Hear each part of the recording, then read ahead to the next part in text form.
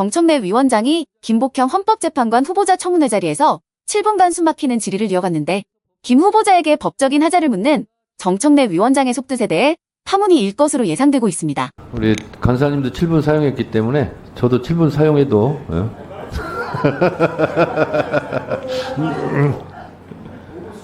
자, 가급적이 7분을 주시고 7분을 제가 저한테 주겠습니다. 빨리 하겠습니다. 후보자님을 편하게 하기 위해서 가급적이면 예 맞습니다 라는 답변만 할 수 있는 것만 제가 질문을 한번 해보도록 하겠습니다. 감사합니다. 후보자님, 네, 대한민국 모든 국민은 헌법을 지켜야 되죠. 그렇습니다. 법률도 헌법에 위배되면 안 되죠. 그렇습니다. 헌법에서 보장된 권리, 법에서 보장된 권리는 지켜야 되죠. 그렇습니다. 네, 법을 위배하면 안 되듯이 법적인 권리도 보장받아야 되겠죠. 그렇습니다. 헌법 65조에는 대통령, 국무총리, 국무위원, 부처의 장, 기타 법률이 정하는 사람들에 대해서 탄핵소추 의결할 수 있다 이렇게 되어 있습니다. 맞죠? 네, 네.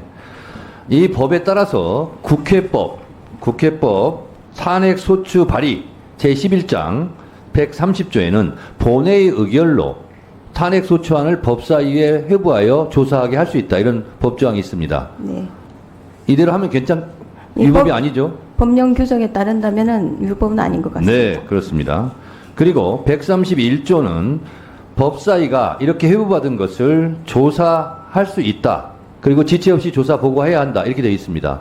이렇게 해야 되겠죠? 그렇습니다. 회부를 받았기 때문에 네. 90일 이내에 보고해야 됩니다. 네, 자, 그러면 탄핵 조사를 해야 됩니다. 네. 근데 탄핵 조사를 어떻게 할 것인가? 국회법 65조 1항은 중요한 안건이나 국정감사, 국정조사는 청문회를 열 수 있다 이렇게 되어 있습니다.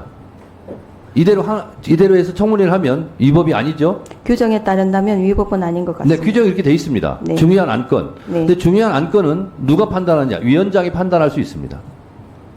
국회법 49조 위원장은 위원회를 대표하고 의사를 정리하며 질서를 유지하고 사무를 감독한다고 되어 있고 국회법 52조 2항에는 위원장이 필요하다고 할 때는 회의를 열 수가 있게 되어 있어요. 그래서 그 조항에 의해서 탄핵 조사 청문회를 한 겁니다. 자, 여기까지 불법적 여지가 있습니까 없습니까? 말씀하신 대로라면 불법적 요소는 없는 것처럼 보입니다. 네, 맞습니다. 또 한 가지 말씀을 드리겠습니다. 헌법 26조에 보면 1항 모든 국민은 법률이 정하는 바에 의하여 국가기관의 문서로 청원할 권리를 가진다. 2항 국가는 청원에 대하여 심사할 의무를 진다. 이렇게 되어 있습니다. 헌법에 이거 있는 거 알고 계시죠? 네. 얼마나 중요하면 헌법 26조 1항과 2항에 청원할 권리를 보장하고 있습니다.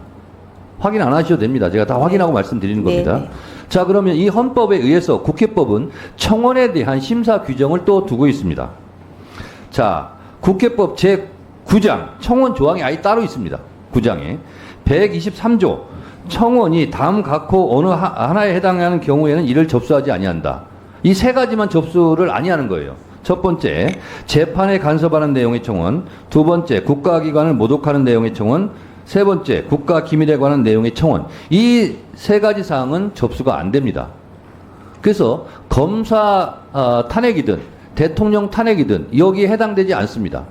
그래서 윤석열 대통령에 대한 탄핵 청원은 140만 명이 서명했습니다. 위원장으로서는 중요한 안건이라고 볼 수가 있죠. 네, 그래서 그렇게 보입니다. 여기 해당되지 않아서 이거는 자동적으로 법적으로 법사위에 회부되게 돼 있습니다.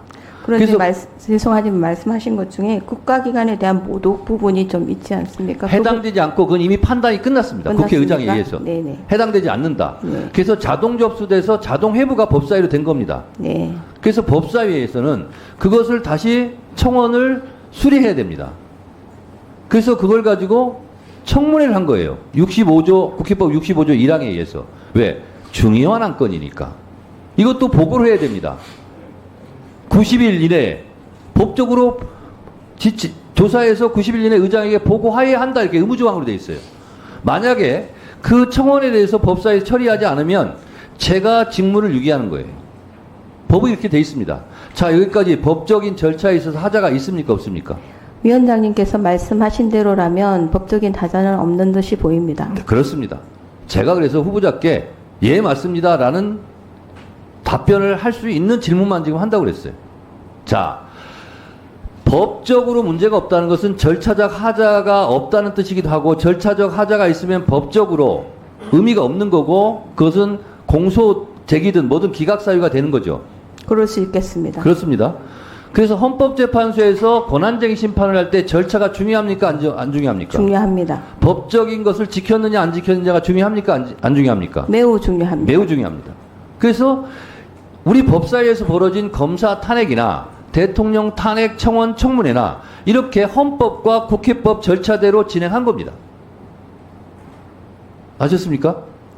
예, 그래서 그런데 그것을 헌재에서 심사를 해보니 그것이 인용이냐 기각이냐는 나중 문제고 헌법과 그리고 헌법에 따른 법률에 의해서 국회법에서 정한 절차대로 대통령 탄핵 청원 청문회든 검사 탄핵 조사 청문회든 법적으로 이루어졌다라는 겁니다.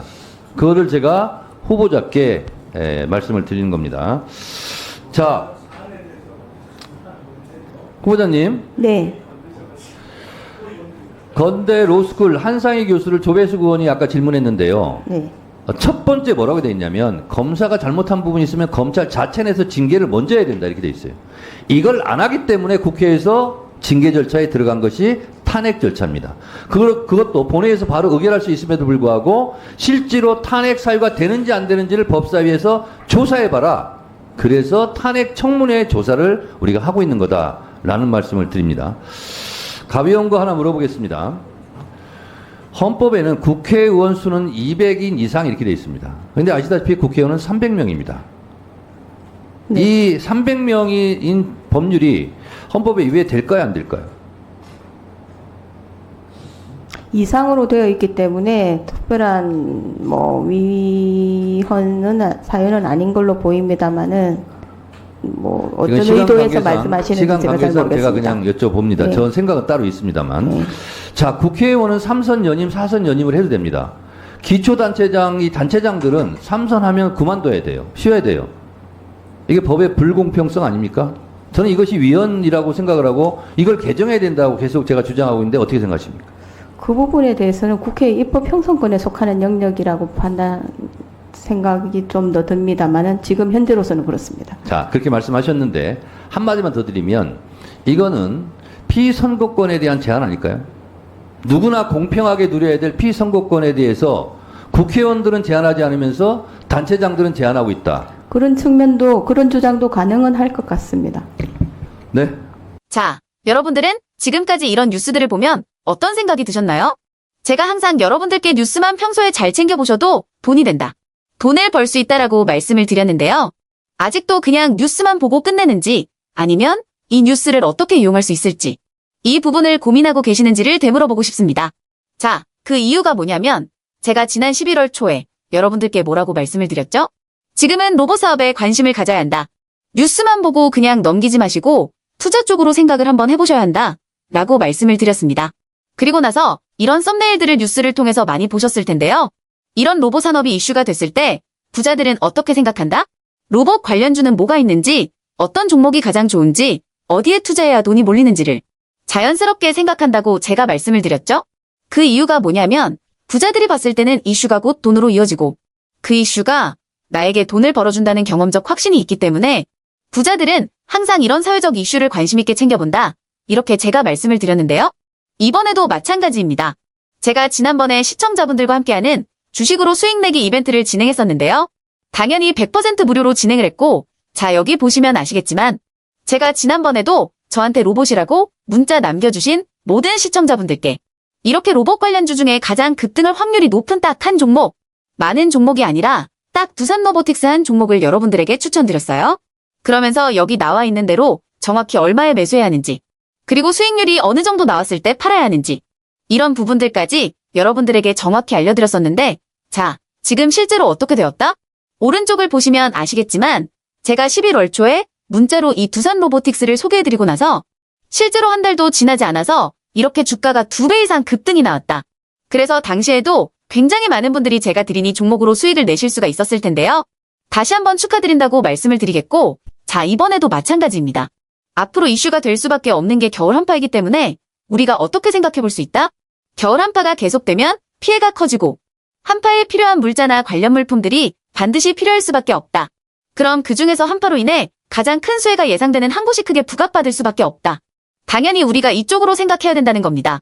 자, 그렇기 때문에 제가 이번에도 뭘 보내드린다? 지난번과 똑같이 한파라고 저에게 문자를 보내주시면 제가 겨울 한파 관련주 중에 앞으로 대장주 역할을 하면서 주가가 가장 크게 급등을 한 종목을 구독자분들에게 문자로 종목명과 사고 파는 시점을 모두 알려드릴 거예요.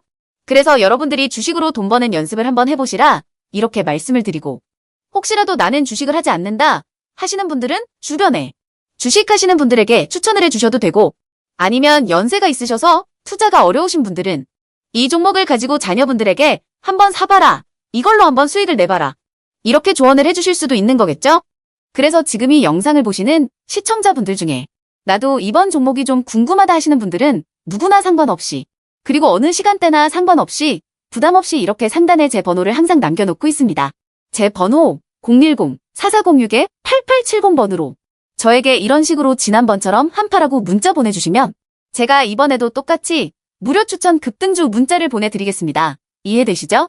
그래서 제 번호 010-4406-8870번으로 한파라고 문자 보내주시면 여러분들이 직접 이슈를 통해서 돈 버는 연습을 해보실 수가 있는 거고, 제가 돈을 받는 것도 아니고 투자를 대신해드리는 것도 아니니까 부담 없이 신청해주시면 되는 겁니다. 그리고 수익이 나면 저는 다른 것은 바라지 않습니다.